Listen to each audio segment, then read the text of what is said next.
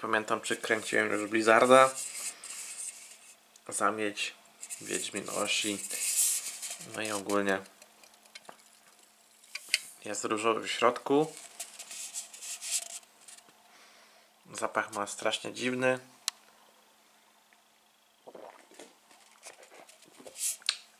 Smak też ma dziwny.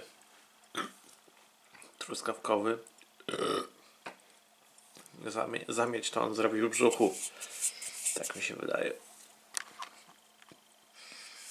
Ogólnie nie wiem, nie smakuje mi. Ale ogólnie pomysł fajny. Żeby coś takiego było, tylko żeby rzeczywiście były jakieś takie smaki inne od wszystkich. Bo kupisz coś konkurencyjnej firmy i będzie smakowało tak samo